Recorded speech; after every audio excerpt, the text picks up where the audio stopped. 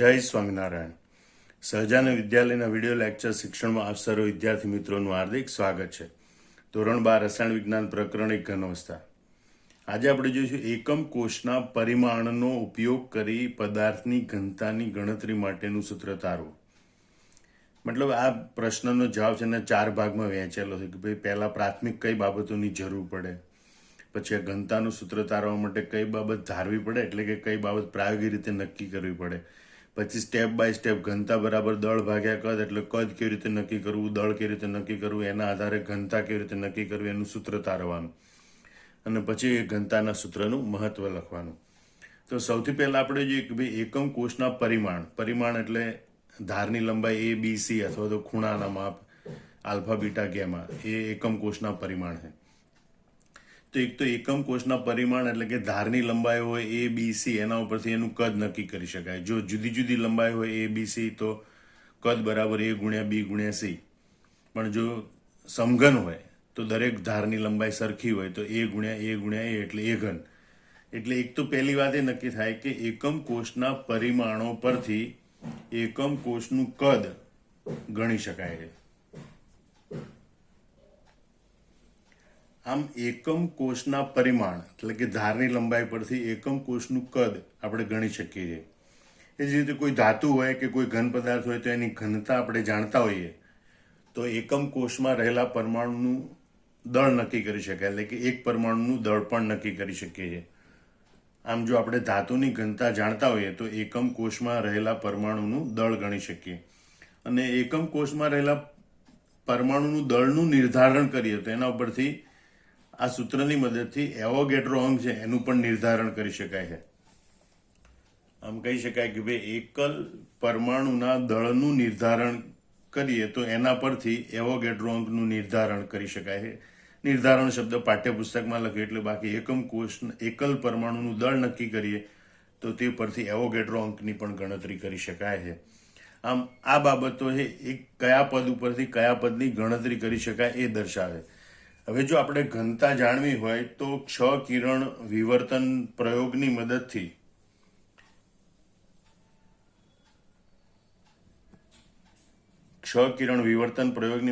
ધારની લંબાઈ એ છે એ પ્રાયોગિક રીતે નક્કી કરવી પડે, તેમજ પદાર્થની ઘનતા અને પદાર્થનું મોલર દળ એટલે કે અણુભાર નક્કી કરવો પડે. આમ જોઈએ કે ભાઈ એક્સ કિરણ વિવર્તન પ્રયોગની મદદથી સ્ફટિકના એકમ કોષની લંબાઈ એ નક્કી કરવામાં આવે છે, તેમજ પદાર્થની ઘનતા D અને મોલર દળ M છે જે આપણે પ્રાયોગિક રીતે નક્કી કરેલું હોય. હવે એની મદદથી આપણે ઘનતાનું સૂત્ર લાવવાનું છે. તો ઘન સ્ફટિકની બાબતમાં ઘનતા બરાબર દળ ભાગ્યા કદ, તો પહેલા આપણે એકમ કોષના કદની વાત કરીએ. તો ઘન સ્ફટિક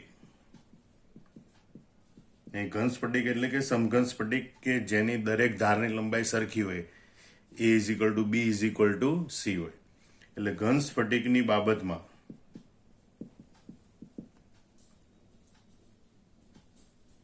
પહેલી વાત આપણે કહીએ એકમ કોષનું કદ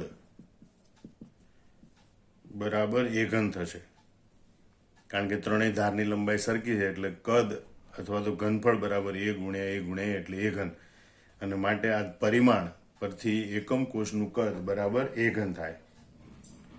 બીજું એકમ કોષનું દળ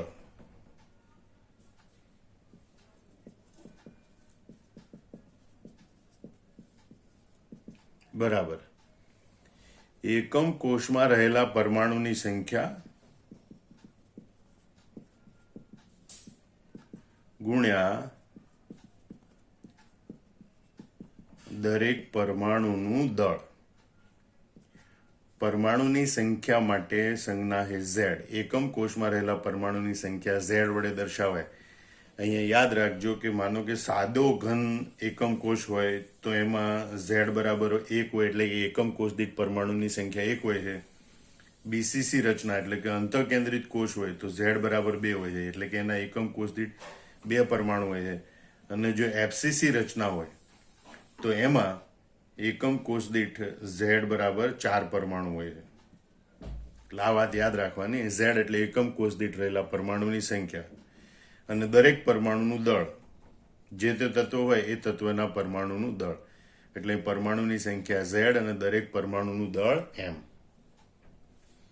હવે આપણે જોઈએ કે ભાઈ એક પરમાણુનું દળ કેવી રીતે નક્કી કરી શકાય, કે ભાઈ એકલ પરમાણુનું દળ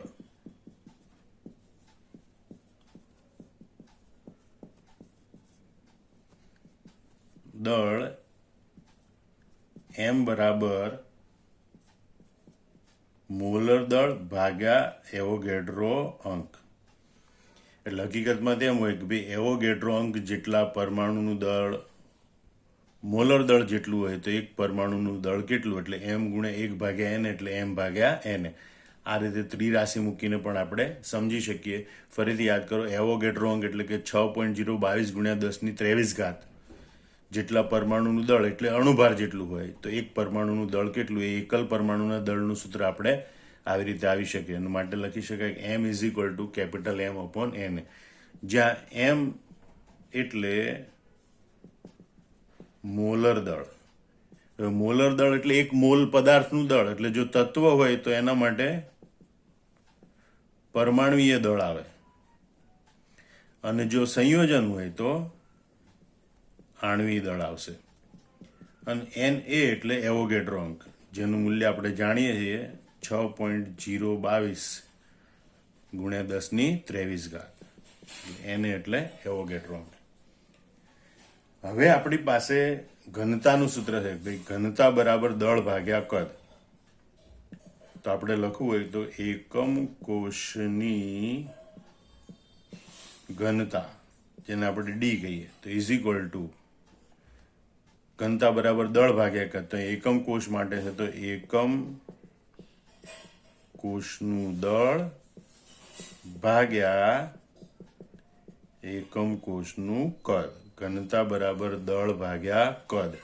તો આ રીતે લખી શકાય. હવે આપણે એકમ કોષનું દળ કેટલું લાવ્યા, તો એકમ કોષનું દળ બરાબર એકમ કોષનું દળ છે આપણી પાસે z ઇન્ટુ m, અને એકમ કોષનું કદ છે a ઘન.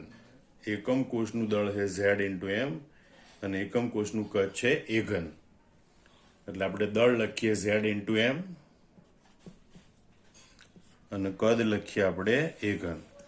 પરંતુ આપણે દર્શાવ્યું પ્રમાણે સ્મોલ m એટલે કે એકલ પરમાણુનું દળ m બરાબર m અપોન na, એ કિંમત આપણે અહીં મૂકી દઈએ તો ઘનતાનું સૂત્ર આપણને પ્રાપ્ત થાય z into m upon a ઘન ઇન્ટુ na.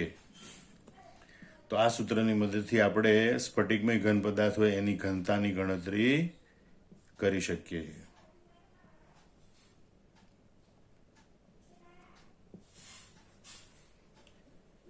હવે અહીંયા આ સૂત્રની મહત્વની વાત કરીએ તો કે ભાઈ એકમ કોષની ઘનતાનું સૂત્ર છે ડી બરાબર ઝેડ ઇન્ટુ એમ ઇન્ટુ એ ઘન ઇન્ટુ Na. ઝેડ એટલે એકમ કોષ દીઠ પરમાણુની સંખ્યા, એમ એટલે સ્ફટિકમય ઘન પદાર્થ છે એનું અણુભાર અથવા મોલર દળ, એ એટલે ધારની લંબાઈ, Na એટલે એવોગેડ્રો અંક. આ 5 પ્રાચલો અહીંયા આવેલા છે. અહીં એકમ કોષની ઘનતા એ પદાર્થની ઘનતા બરાબર હોય છે. એકમ કોષની ઘનતા એ પદાર્થની ઘનતા બરાબર હોય છે. એટલે જે એકમ કોષની ઘનતા આવે એ સમગ્ર પદાર્થની ઘનતા બને છે. બીજું એક વાત, ઘણી વખત માનો કે આપણે આ પદો મૂકીને ઘનતાની ગણતરી નથી કરવી, પણ ઘનતા જાણતા એની મદદથી આ કોઈ પદની ગણતરી કરવી છે, તો આપણે પદાર્થની ઘનતા બીજી ઘણી બધી પદ્ધતિઓથી ચોકસાઈપૂર્વક મેળવી શકીએ છીએ. એટલે આપણે કહી શકીએ કે ભાઈ પદાર્થની ઘનતા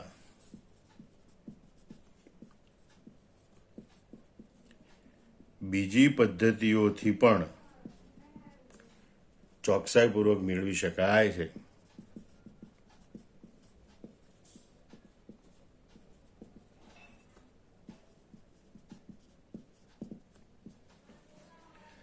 આમ ઉપર આ જે આપેલું સૂત્ર છે ઘનતાનું સૂત્ર, એમાં 5 પ્રાચલો છે. સૂત્રમાં રહેલા 5 પ્રાચલો, ઘનતા ડી, એકમ કોષ દીઠ પરમાણુની સંખ્યા ઝેડ, પદાર્થનું મોલર દળ એમ, ધારની લંબાઈ એ અને એવોગેડ્રો અંક Na. પૈકી કોઈ પણ 4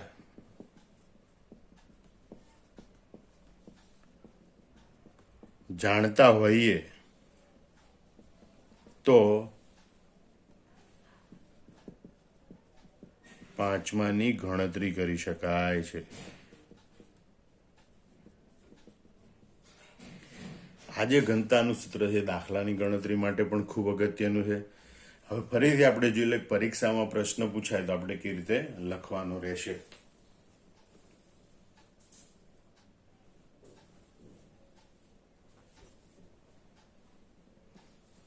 તો સૌથી પહેલા આપણે એમ જણાવવાનું કે ભાઈ એકમ કોષના પરિમાણો પરથી એકમ કોષનું કદ નક્કી કરી શકાય. ધાતુની ઘનતા જાણતા હોય તો એકલ પરમાણુનું દળ નક્કી કરી શકાય અને એકલ પરમાણુના દળનું નિર્ધારણ થાય તો તે પરથી એવોગેડ્રો અંકનું નિર્ધારણ કરી શકાય.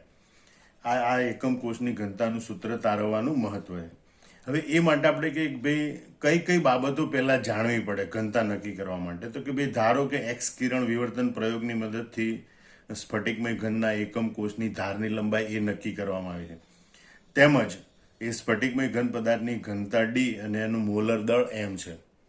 હવે આપણે ઘનતાનું સૂત્ર તારવા માટે કદ અને દળ લેવું પડે. તો ઘન સ્ફટિકમાં એકમ કોષનું કદ એટલે એ ઘન અને એકમ કોષનું દળ એટલે ઝેડ ઇન્ટુ એમ, જ્યાં ઝેડ એટલે એકમ કોષ દીઠ પરમાણુની સંખ્યા અને એકલ પરમાણુનું દળ. હવે એ એકલ પરમાણુનું દળ આપણને કેટલું મળે તો કે ભાઈ મોલર દળ ભાગ્યા એવોગેડ્રો અંક જેટલું. આમ ઘનતા બરાબર દળ ભાગ્યા કદ, દળ એટલે ઝેડ ઇન્ટુ એમ અને કદ એટલે એ ઘન. અને આ એમની કિંમત એમ બાય એને મૂકીએ તો ઝેડ ઇન્ટુ એમ અપોન એ ઘન ઇન્ટુ એને. આમ આ પદ દ્વારા આપણે ઘનતાનું સૂત્ર તારવી શકીએ. પછી આપણે લખીએ કે ભાઈ એકમ કોષની ઘનતા એ જ પદાર્થની ઘનતા છે. બીજી વાત કરીએ કે ભાઈ પદાર્થની ઘનતા છે બીજી પદ્ધતિઓથી પણ ચોકસાઈપૂર્વક નક્કી કરી શકાય. અને ઘનતાનું સૂત્ર છે એમાં કુલ 5 પ્રાચલો છે, ડી, ઝેડ, એમ, એ ઘન અને એને. એ 5 પ્રાચલમાંથી કોઈ પણ 4 પ્રાચલ જાણતા હોય તો 5મા પ્રાચલની ગણતરી કરી શકાય છે. માટે આ સૂત્ર છે દાખલા ગણવા માટે ખૂબ અગત્યનું છે, એમસીક્યુ માટે પણ ખૂબ અગત્યનું છે. આમ આ જવાબ તૈયાર કરી અને પછી નોટબુકમાં જાતે લખી નાખવાનો. જય સ્વામિનારાયણ.